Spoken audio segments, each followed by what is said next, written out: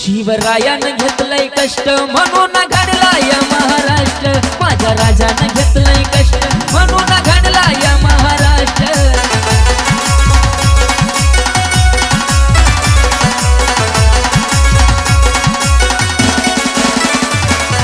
हिंदवी स्वराज्य निर्माण केलंय बुद्धीच्या तेजानं, लाज राखली मातीची माझ्या शिवाजी राजानं।